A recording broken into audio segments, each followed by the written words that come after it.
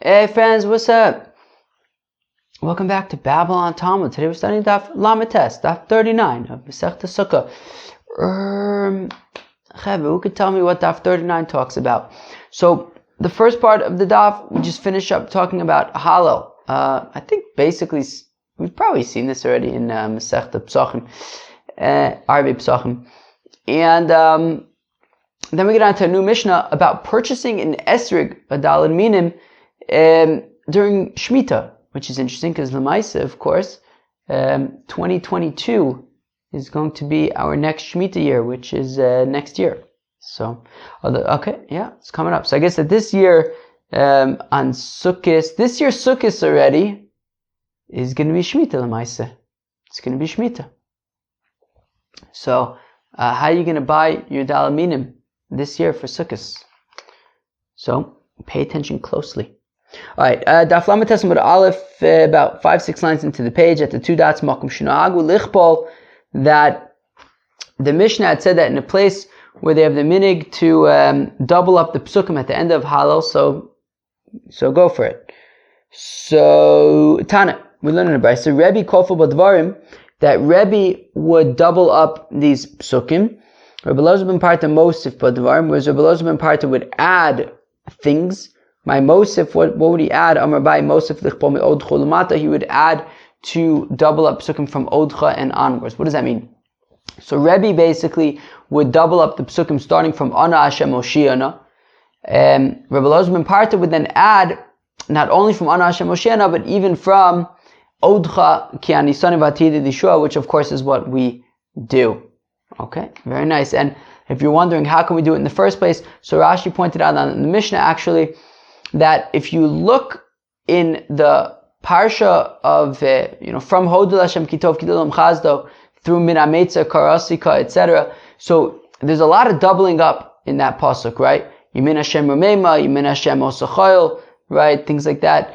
Pischli Shari Tzedek Avav Amodeka Ze Ashar Lashem Tzadikim Avavo. Throughout the paragraph, there's like doubling up of themes, and therefore, once we get to Odcha Kianisani, so it's like kind of not doubling up on its own anymore. So we just kind of read each pasuk twice. Okay, very interesting. Let's go weiter. Levarich Yivarich. The Mishnah had also said that in a place where the minig is to make a bracha on Hallel, so then you make a bracha on Hallel. If the minig is not to make a bracha on Hallel, so you don't make a bracha on Hallel. Says the Gemara, Amar Abaye, says Abaye, Loshanu el la'acharav.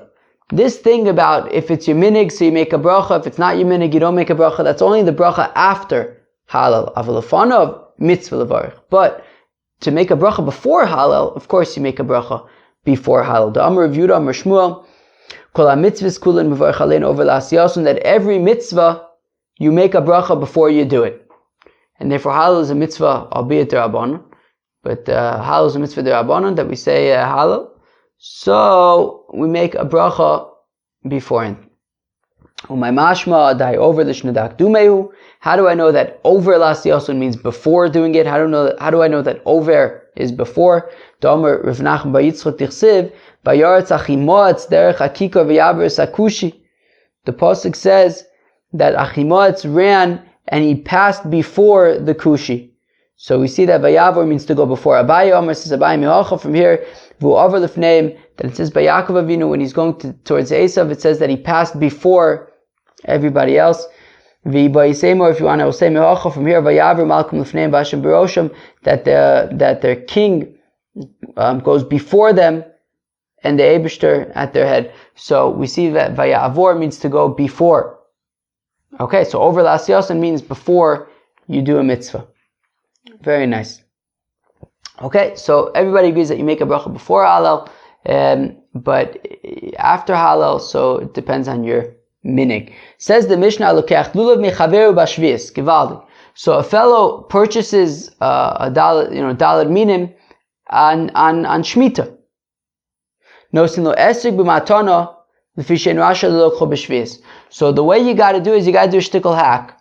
So what you do is Reuven is purchasing his lulav, his daled minim from Shimon So Shimon basically needs to throw in the esrog for free, because Reuven can't buy it from Shimon because it's shemittah, and you can't do business with Paris Shvius, with shemittah fruits.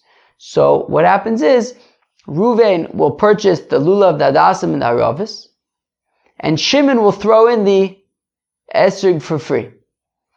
Okay, fine. The Gemara is going to get into how come the lulav itself isn't an issue of doing business with Paris Shvius, but so. Okay, fine. So that was that, right? So the Mishnah says that when it comes to the esrog, you can't purchase the esrog during Shemitah, so the seller needs to throw it in for free. Zok the Gemara, lo ratzu litein lo b'matana mau. So what if Shimon doesn't want to throw in the esrog for free? I mean, after all, the esrog tends to be the most expensive part of the lulav, of the minim. So why would Shimon the seller want to throw in the esrog for free? That's the money maker. So Rav Huna mavlia leidmei esrog belulav v'leisav le'peri. So Rav Huna says, okay, I understand. In that case, Shimon the seller can jack up the price of the lulav so that memele it includes the price of the esrog. So if the esrog is $100, I don't know. So jack up the lulav, the price of the lulav by $100. And then throw in the esrog for free, but Memele is not losing out, right? Because he's making his money on the lulav. Very interesting. So then the Gemara says, wait, what's the problem? What's the problem, Lamaisa? Why can't Reuven just pay Shimon $100 for the esrog? Who cares? The Gemara answers, because we don't give the money of shemittah to an am ha'aretz. So the Gemara says that we're talking about where Shimon is an am ha'aretz, and therefore we can't just pay Shimon $100 for his esrog, because we don't give the Dmei Paris, the value of shemittah fruits, Dmei Paris Shvius, the value of shemittah fruits, we do not give to an am ha'aretz. The Tana is we learn in the Brayso, emotion to make Paris Shvius Lamaretz, we don't give the value of shemittah fruits to an am ha'aretz. Yosem mustn't shalosh sudis more than how much he needs for 3 meals. And if he did accidentally give money of shemittah to an am ha'aretz, of shemittah fruits to an am ha'aretz, more than what he needs for just 3 meals. So Yom Arimo Salalu Yehum Chulalan Aperos Sheishli B'Soch Beisi. So then, so keeping Reuven and Shimon, Reuven buying from Shimon if Shimon is an am ha'aretz, and Reuven purchases Peres Shvius from Shimon the am ha'aretz, more, and it's more money than it costs to buy 3 meals. So Reuven should say, I just gave a whole bunch of money to Shimon the am ha'aretz. That money, I want to transfer the value of the Kedusha Shvius onto other fruits that I have at home. And then then the money becomes just regular chulin, and then Reuven's money that he has, his fruits that he has at home, so then he eats those fruits, right? They basically get the holiness of Shvius, right? The fruits that Reuven has at home now take on the kedusha Shvius of that money, because he says that money that I just gave to Shimon, oops, I shouldn't have done that. I'm going to transfer their kedusha onto other chulin fruits that I have at home, and then those fruits become holy with the holiness of Shvius, and he eats those fruits with Kedusha Shvius, with the proper holiness as should be treated and afforded to the fruits of Shvius. Now, when do we say, right, I'm sure everybody's wondering, wait, I don't understand. So you're saying that you're allowed to buy Paris Shvius? I thought that you're not allowed to do business with fruits of Shvius. So, when do we say that Reuven would be allowed to buy fruits of Shvius from Shimon, and if Shimon's an am ha'aretz, so he's only limited to Mazon Shalosh Sudas, but nonetheless, in principle, he's allowed to do business with these Paris Shvius. So, that's really only if Shimon, the seller, is taking these fruits from Hefker, readily available fruits.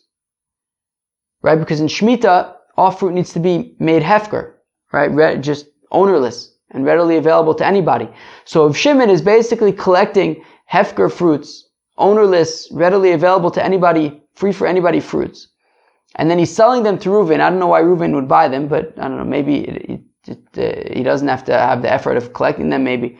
So if Reuven is buying ownerless fruits from Shimon, so then that's what we're talking about. He could purchase them, and if Shimon's an Amaretz, then he shouldn't give more than Mazon Shalosh Sudis. But if Shimon was protecting these fruits, and he was keeping them like in a field that was locked up and gated, and he's holding on to these fruits and doing business with them, well, in that case, afilu b'kachatzi isur, also you wouldn't even be able to purchase, Reuven wouldn't even be able to purchase, even the tiniest amount of to pay the smallest amount for these fruits. Okay. Masav of Sheshes Asakasha. Umina Mufker Gimel Sudas Vesula. 1 second. We're saying that if the fruits were hefker, he's only allowed to buy up to 3 meals worth. Veraminu, we have a kasha. Hapigam, the rue, Vayarvuzin, sorrel, Vashitim, asparagus. What's that? Vachalaglogos, and purslane. V'akuzber shebaharim, and mountainous coriander, v'akarpis shebenairis, and cress from the rivers, v'agager shel afer, shel afar, and meadow rocket.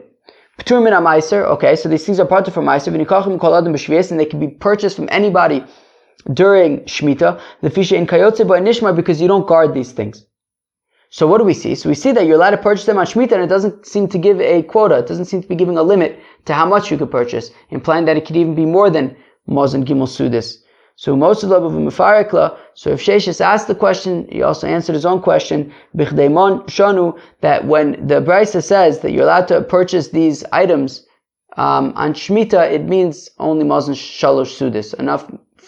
Just enough for the fellow to be able to eat. And says Rabbi Bar Bachana and Rabbi Yochanan that we're just talking enough for the seller to be able to eat, i.e. Mazon Shalish Sudis.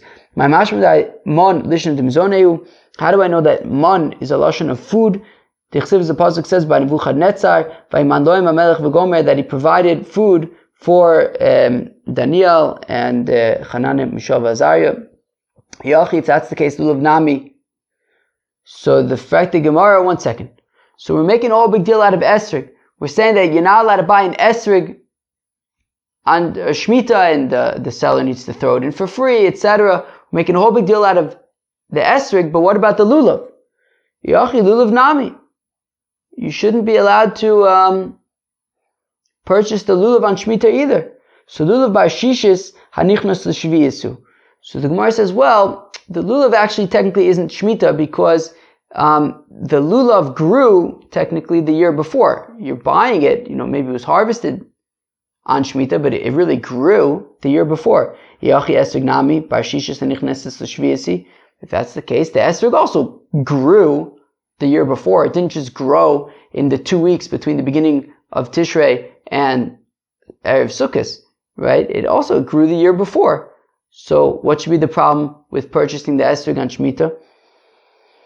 So esrog basar likita azlinon. So the Gemara answers, well, the esrog, even though it grew the year before, or technically speaking, maybe even the year before that, because we said it's the esrog stays on the tree from year to year, but the esrog, and when it comes to Shemitah, goes based on when it's harvested, which it could have been harvested within, since the beginning of Tishrei on Shemitah. Whereas the lulav goes based on when it began to grow, when it took root. And that was the year before, so therefore it's not going to have Kedushas Shvius. Cheved, let's stop here because then we kind of we kind of jump into this sugya a bit further, and it kind of continues for a while. So let's stop here in Daf Lametes. I think Daf Lametes was a very nice daf, right? Why not? So the first part of the daf started, finishing up our discussion of Hallel, the repeating of the psukim at the end of Hallel, as well as we say that everybody agrees that you make a bracha before Hallel, but in terms of making a bracha after Hallel, it could be up to your minig. I think Ashkenazim generally make a bracha after halal. We mentioned the concept of making a bracha over la siyasun, that whenever we have a mitzvah, we make the bracha before we do the mitzvah.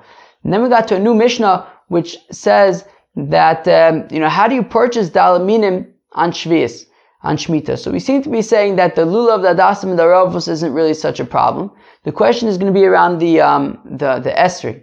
How do you purchase the esrig of shvius, of shemittah, on shemittah? So the Mishnah says, well, the seller should just give it away for free. The Gemara says, what if the seller doesn't want to give it away for free? So Rav Huna suggests that, okay, so just raise the price of the lulav to include basically the price of the esrig. Okay, and that's really the concept over there. We then said, that fruits of shvius, you wouldn't be allowed to pay for them more than just Mazon Gimel Sudis, enough for 3 meals, assuming that the person that you're purchasing from is an Amma Aretz, because we don't want him to kind of hold on to this Shemitah money and use it. And we said that in terms of just even being able to purchase these fruits in the first place, they would have had to been taken from ownerless fields, because you have to make your fruits, your produce ownerless during Shemitah. So to begin with, they would have to be taken from ownerless fields. If they were taken from guarded fields, then you wouldn't be able to do any business at all with them. So, all right, very nice. Chaveh, that was the Daf Lamed Tes of Masechta Sukkah. I hope you enjoyed it. I hope you enjoy your day. Cheers.